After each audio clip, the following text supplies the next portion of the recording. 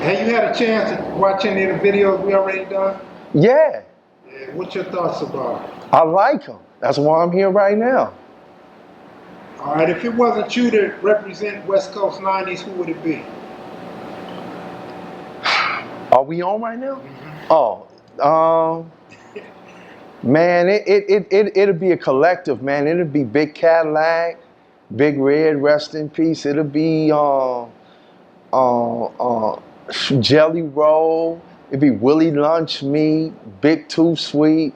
It's a variety of people, man. You know. I actually got a homie named Willie Lunch Meat. Yeah, Willie Lunch Meat. Yeah. Well, actually, it was Willie Lunch Meat. Then he changed it to Pookie Lunch Meat. But he kept the lunch meat at the end of it. All right, without further ado, let's get to the interview. Introduce yourself. My name is Mizz. You know, a lot of people know me, a lot of people don't. But those who don't know me, I grew up in the 90s. You know, you know, I'm just glad to be able to be here today. To live through the experiences that I've been through and can share some of the experiences with other people.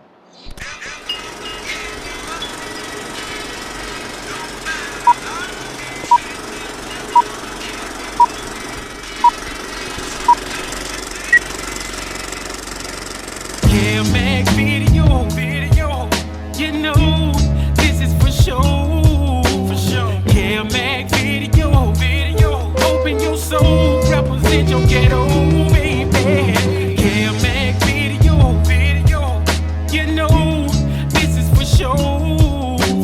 Kev Mac video, open your soul, represent your ghetto, baby. For the dime moves and the lokes, for the 6-4s on spokes, for the OGs that did a dime, came back around on parole, for the homegirls with the scrap game, little homies that gang bang, from Pelican Bay to YA, rearrange your mind frame. Yeah, I know what you've been through, shit you had to go tend to. Your mama gave birth on the turf, I know them killers you kin to. This for the lost generation, broke as hell, mad and impatient. But if you know your history, you can't have a strong foundation, baby.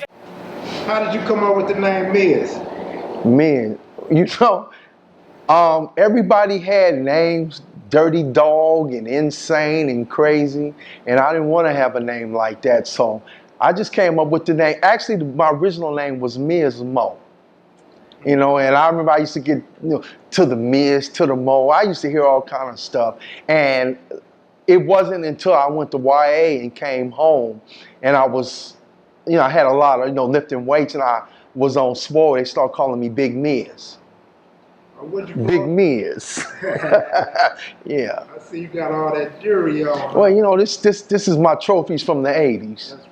Yeah. All right, tell us a little bit about where you grew up in. I grew up on, I was born in University Hospital. I was brought home from the hospital on 87th in Vermont.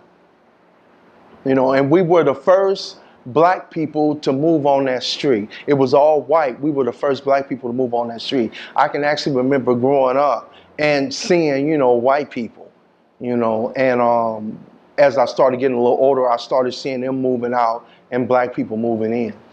What year did your family land on that street? 1963. And now you was talking about the racial makeup. So as far as you can remember growing up, you used to see white people in the neighborhood? Yeah, it was all white people. How about Mexicans? No, I didn't see no Mexicans. What elementary school did you attend? I went to Manchester Elementary. This is where Phone went. This is where Lil Mar went. Phone and Lil Mar started 9 Owe. And a lot of H.A. Hoovers grew up on this street right here. What junior high? I went to Bred Hart, and then they started the busing program when they started this desegregation or whatever you call that. And I was getting bussed out to Van Nuys Junior High. So you're about 54 years old now? I'm 54. And what gangs kind of controlled Bret Hart before you was bussed out? You had man, it's crazy, man, because you had Hoover. It was just really Hoover. So they had the biggest and most control of the school. At that particular school, Hoover was dominant. You had other guys went there, like you might have had a couple of dudes from Block, a couple of dudes from 111 or whatever, but overall it was Hoover, and all that was kind of new because they was just branching off from all these other cliques. I mean, they was just branching off because it was just West Side and East Side, and guys just started coming up with their names. Hoover and all these other different cliques started coming in.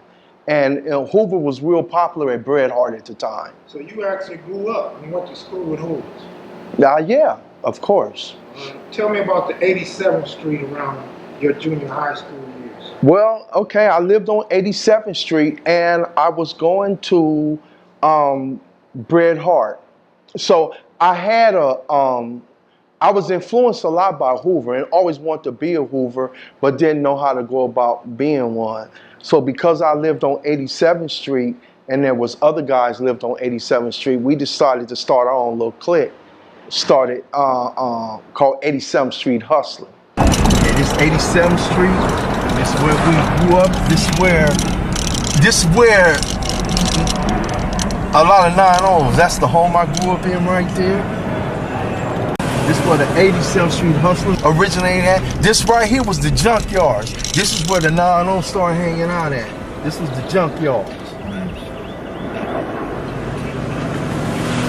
87 Hustlers beginning, huh? Yeah, 87th Street Hustlers. And man, maybe about after a year of that, we wasn't like really reputables, but we represented. And the guys that had the established gangs like the A-Tray Gangsters, the Nine Owe Hoovers and all that, they knew about us. But, we was just dudes that was just like kind of like what you would call wannabes. We wasn't really Crips, but we wore blue rags. We wasn't officially a Crip gang. All right, so you say you guys was hustlers. What hustlers did influence you to want to hustle? Well, because we... back then you couldn't just come on the scene and say you was a Crip without earning your bones. So in order to come in the scene, you had to come in as something kind of like, well, hustler or player or whatever the case would be. So we came in as hustlers. And what happened, a lot of guys, because of, me and Raybone, Bojack, Hulk, SWAT and all us, Bruno, Baby Huey, because we was actually riders and we didn't even realize we was riders. What we call a rider, but we wasn't punks and we would fight. And because we started standing up to individuals, we started getting kind of like, people started noticing us and started coming on that street to hang out. Now we're talking about 87 from what? 87 between Vermont and Budlong. And that's north of Manchester? Right. Was 9 Deuce already established? Oh yeah, they was established. They was hard in the paint. So all y'all was between Manchester and Central? Yeah. What was 87 Hustlers east and west borders? 87, well, we really didn't have we was on 87th Street. We was from 87, we was on 87th Street, Vermont and Budlong, from Manchester to maybe 88th. Let's go further past Budlong. We was 87th between Vermont and Normandy, Manchester and 88th. What was 9 Deuce borders? Oh, they had turf. They was 92nd and Hoover. I would say all the way to Manchester to maybe Flower and Vermont. Can you name the founders of 9 Deuce? Man, Dopey, Crazy Crip, Monk,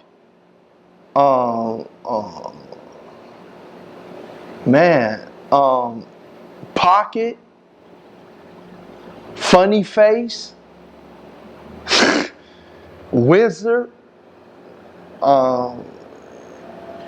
It's quite a few, but the main ones at that time in the 70s that I know for a fact was Dopey, Crazy Crip, Funny Face, Pocket, You had Junior Rock, Wizard.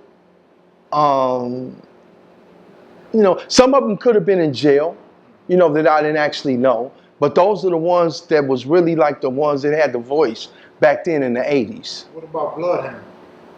I never met him. Now, tell me how the 90s ended up on 92nd Street. Okay. The 90s ended up on 92nd Street. Phone lived on 92nd and Hoover.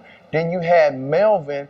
I think Melvin lived on either 90th. That was Lil Mar. He lived on either 90th or he lived on 91st and Hoover.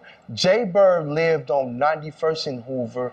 Silver lived on Orchard, on 90th and Orchard. And I think Big Disco, which is Burt, he lived on 90th and Hoover.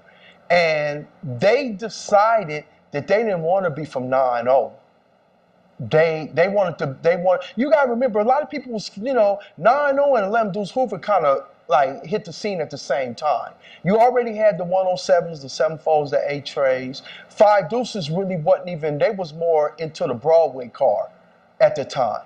You know, so you had, and 9-4 was just 9-0, 9-4, and 11 Deuce all kind of hit the scene at the same time. You know, so Melvin, Burt, Silver, Phone, Jay Bird, Snake, and a couple other people I don't want to mention because their names kind of shook up right now. You know, they decided they didn't want to be from actually 9 Deuce, but they did want to be from Hoover, so they came with 9 Owe Hoover. And because Phone lived on 92nd, they hung out on 92nd, but it originally 9 Owe Hoover originated on 90th and Orchard. So you keep mentioning Phone. What does Phone have to do with 9-0? Man, Phone was kind of, you know, like how you got the heart and you got the brain?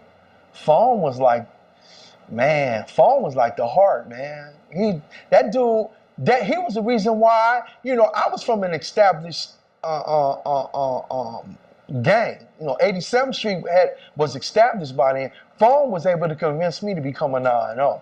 That's how he was just with it, man. That dude was with the business, man. So Phone was one of the founders? He was one of the founders of 9 Owe Hoover, yeah. And he obviously was a good recruiter, right? Yeah, he was. Okay, so how about 107? They was already established? 107s came, a lot of them dudes branched off from 9 Deuce. I'm sorry, a lot of them dudes branched off from 9 Deuce, and they started claiming 107.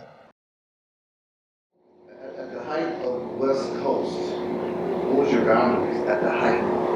When you say boundaries, kind of clarify that a little bit. Like we talked about borders. The borders? At your height. Man, we had our boundaries was so thick, bro. All the way up, but maybe I would even go past Van Ness. I would say going west, a little past Van Ness, maybe. West Coast, not gangsters. No. When we was West Coast, gangsters was West Coast. When we became 9-0 West Coast, that included the gangsters. And that included the Hoovers. That what made West Coast. 9 Owe Hoover didn't make West Coast. 9 Owe Gangster and 9 Owe Hoover made West Coast. Was the link. That was the link that linked us together. Yeah.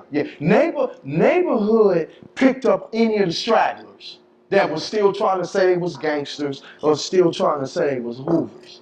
That picked up the stragglers. When you left the streets, was there 9-8 gangsters at the time over there off of Dinker? That came after you left. That had to come up down. Nah, Dinker 98? Let me visualize that street. Negative. That had to came after I left. They could have been trying to say something like that, but they wasn't coming around saying, because I'm going to tell you something. Space Ghost made sure that if he heard anybody say 9 Owe Hoover or 9 Owe Gangster, he used to have a saying, discipline is what it's called. So look, 9 Owe Gangsters got caught up in y'all Hoover beef. They did. So how did y'all start beefing with the 8-trays, West Coast? Well, we never really got along with them because of 87th Street, because they felt like we should have always been, we should have been from 8-Tray, we shouldn't have been from 9-0. So they always felt like, you know, like, I don't like, they never liked me, man. You know, because they felt like I was supposed to, you know, I knew them, man. I used to mess with them. You say 87, I remember probably around 87, Vermont, between Vermont and Budlong. yeah, but when I was younger, around 87, 88, 89, there was a little hustler who would call themselves West Side Hustlers on 87th Street. Is that the same thing? What, how old are you? 44. No. Because when I was claiming this, I was like 14, 15, and I'm 54. No, they should write 87, and they should write West Side Hustlers. It could have been like some dudes maybe trying to fire it back up again. But my era, the era that came, you know, with all that, like Raybone and Space Ghost Spider-Man, all those guys I mentioned, we all went 9-0. Every one of them dudes. 87th in Vermont, between Vermont and Normandy, that was 9-0. Period. Wasn't no more 87th and all that. We eliminated all that. That's when, and we wasn't even West Coast at the time. We was Nine Owe Hoovers. We hadn't even hooked up with them yet. You know, see, a lot of these others, look, like I said, like the 9-1 PBGs and 88 Hustlers, they came after that. And then we decided, no, we wasn't having none of that. Everything over there was going to be Nine Owe Hoover. What high school did you guys go to? Some of us went to Washington, some of us went to I went to Crenshaw. Then I ended up getting bussed out to Van Nuys. You know, but I went to Crenshaw, I went to Washington, then I got bussed out to Van Nuys. But a lot of them went to Washington, a lot of them went to Crenshaw. Washington's the home school. Yeah, some of them went to Locke. Oh, some went to Locke, you know. Not a lot, but some did. So Bret Hart to Washington. Oh, yeah, Bret Hart to Washington, guaranteed. Guaranteed. That was whether you lived over here or whether you lived over here. It didn't matter. You went to Washington, the Wash House. So when the war kicked off with you guys in the Hoovers, were you already in high school or were you still at Bret Hart? No, I was, let me make sure. No, I was in high school. I just graduated, went to high school, yeah. So young 9 O's must have been going through hell at Bret Hart.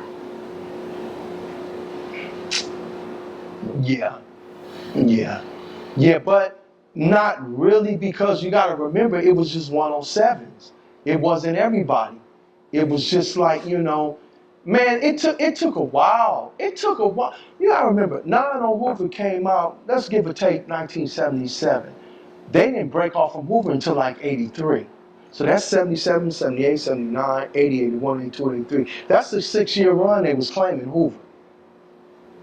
See what I'm saying? It took time for everybody to start beefing. It just started off 9-0 against Hoover. It started off 9-0 Hoover, 107 Hoover, whacking out each other. But they ain't whacking out the Hoover Crip. They whacking out each other. Yeah, it was just a set thing. Did you go over the West Coast, East Coast connection? I forgot about high school. I'm glad you asked. Yeah, East Coast. You could go over it again. Anything you want to add about it? Well, Why West Coast? Why did you guys? well, because Johnny Hotlink, Gangsta John from 8-9 and Q Ball lived in the hood, and they had a lot of love for us, and they was riding with us, and they was backing us up, and so they were influencing us. Actually, they wanted us to claim East Coast. We was like, man, we can't claim East Coast. We on the West Side. So that's where the West Coast started coming up at. Came into play in 83. Yes. So there was East Coast living in 9-0 that acquired that. Yes. And they had a lot of influence on us. So were you guys considered like a West Side living East Coast at that time? That's what we were supposed to be doing. We was going to be West Coast. And then we were going to be connected with the East Coast. And why didn't that go that route? Because a lot of us started going to jail and seeing that we didn't have the backup like we were supposed to be having. Man, we went in there, man, a lot of people like, man, he ain't from here, he ain't from there, he from 9-0, you know, and, you know, like I said, we got our strongest support was from, as far as riding with us, we got our strongest support from the UGs, as far as riding with us. We got our strongest support from the UGs. So you guys are original allies. Oh, yeah, UGs, yeah, I got love for them. As far as, like, making sure we didn't get packed out, it was the Compton Crips. In my case, I can't speak for somebody else, but in my case, the Compton Crips say, he a rider, homie. Keep it one-on-one. Where did the homies stand at during this time? The homies, well, I mean, we had love for each other, but it depends on the yard you went to. Like at Soledad, we had love, but then you had certain homies that was kind of like, they really didn't like no 9-0 like that, and they was basically focused on, they individual clique, they individual hood. It was only until the O card came. When the O card came, then people started kind of grafting and pulling us in. But before that happened, the only support that we really had coming was from the UGs. Now on the streets, we had love. We had Droopy from 6-0 lived over here, Huckle Buck from 6-0 lived over here, Tita Rock and Bunky, and what's his other brother name? Sly. Sliding it over here, we was, but when we went to jail, it kind of things kind of if I was on the yard with Bunky, Hucklebuck, Tita Rock and one of them, they gonna back me and ride. But if I was on the yard with somebody that didn't know me, cause 6-0 was so big, I didn't get that support like that. The same thing with the Harlem. If I was on the love with somebody from Harlem, like Moondog from Avenues or something, that knew us and lived over in the hood and was fucking with us, I would get that love. But if I was on the yard with somebody from Harlem that didn't know me, I wasn't going to get that love. But the UGs, it didn't matter. It didn't matter. Oh, you from 9-0? I got your back. HK. I got your back. So what, the homies didn't embrace 9-0 until y'all turned rolling and in the hood? No, see, like I say, man, 6-0 was so big, homie, is that it seems like to me, a lot of the love I got came out of the hills. When I ran into the cats out of the hills, I got a lot of love. But then, a lot of the fronts we was fucking with on the streets. But I wasn't running into them in the jail. I was running into the one in the hill. Now I'm gonna tell you one, a 6-0 who rolled with me through thick and thin was little PJ. He had my back, man. PJ, and this was before it was the rolling and all that. PJ walked over there, he said, man, these niggas tripping. He said, nigga, I got your back. But like I said, it wasn't like 6-0, it was individuals from 6-0. It was individuals. UG, the whole car rolled.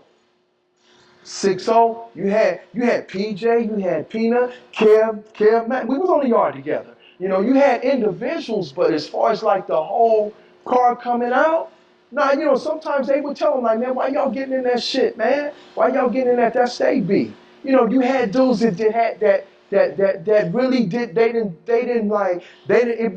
wasn't like it is like today. Were you in jail when you guys got off in the 30s? Or were you on the streets? No, I was at Soledad when it happened, and we had a disagreement about that. Yeah. That was more of a Western issue at the time, right? You guys. Nah, Nine Ball, I had love for him, homie. I didn't look at him as being off of Western or none of that, nah, that wasn't no Western thing. That was a 9-0 thing. You said you got love for 9 Ball. Cody Brown's little brother is Little 9 Ball. Right. So Right. Michelob, you got a brother named Michelob. You got, I don't know, I think his name Michael Brown, if I'm not mistaken, Little 9 Ball. You don't think Cody Brown had any kind of play in these guys cripping? Nah, man. Cody Brown was a factor, a major factor, but as far as how 9-0 evolved, he had no influence in that, none whatsoever. You know what year 9 came out? They came out in the 70s. I'ma say they've been around. They've been around. Without a doubt. They've been around. They go back probably as long as A-Trey Gangsters. I think them and A-Trey Gangsters came out around the same time because they was connected. They was dancers and wearing the rolling hats and the Borsalinos with the Stacey Adams. They was kind of they was Crips, but they wasn't like that type of Crip.